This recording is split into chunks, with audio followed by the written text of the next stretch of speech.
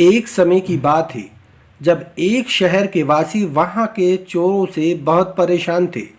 लगातार चोरियों की घटना से सबक लेकर एक बार एक नौजवान पुलिस अफसर ने वहां के सारे चोरों को पकड़ने के लिए रणनीति बनाकर सभी चोरों को पकड़ना शुरू कर दिया। उन्हीं चोरों में से एक शातिर चोर घनु भी था। जब घनु चोर को लगा कि पुलिस उसे पकड़ लेगी तो उसने फैसला किया कि शहर से कहीं दूर जाकर छिप जाएगा। शहर से दूर केरल के किसी सुदूर गांव में वह साधु का रूप धारण कर रहने लगा।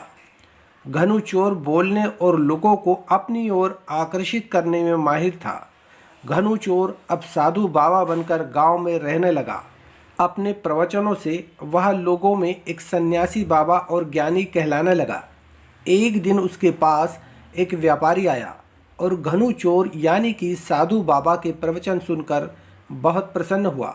व्यापारी दूसरे दिन फिर से साधु बाबा के पास बहुत सा सामान लेकर आया और बोला, बाबा मैं आपके पास अपनी एक समस्या लेकर आया हूँ, कृपया मेरी इस समस्या का निवारण करें।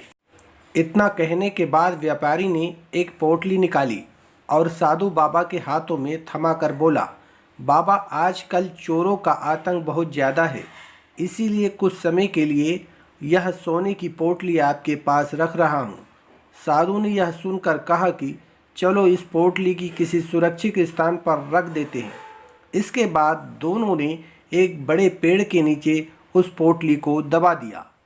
अब सारी रात भर घनु चोर यानी कि बाबा उस पोटली के बारे में सोचता रहा कि यदि यह पूरा सोना मुझे मिल जाए तो वह शादी भी कर लेगा और पूरा जीवन बहुत ही अच्छा व्यतीत होगा।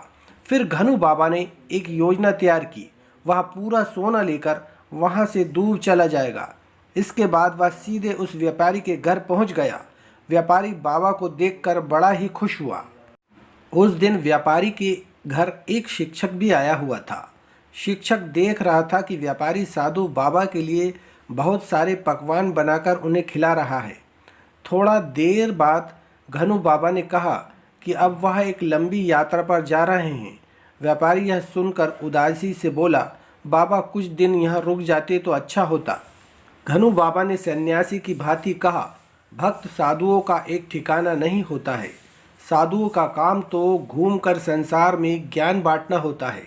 इतना कहकर घनु बाबा वहाँ से चला जाता है। थोड़ी देर बाद घनु बाबा फिर से वहाँ आ जाता है। इसके बाद व्यापारी उनके वापस आने का कारण पूछता है।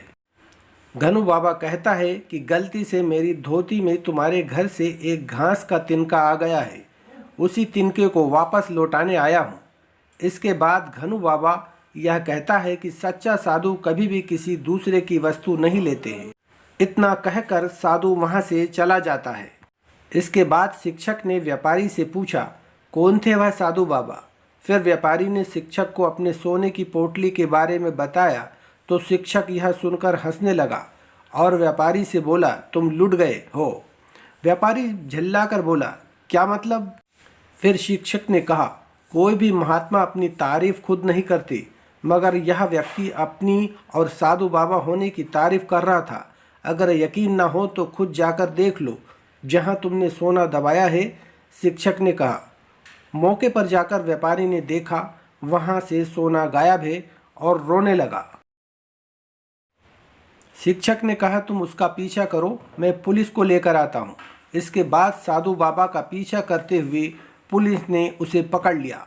फिर उसने बताया कि वह कोई साधु बाबा नहीं है, वह एक चोर है।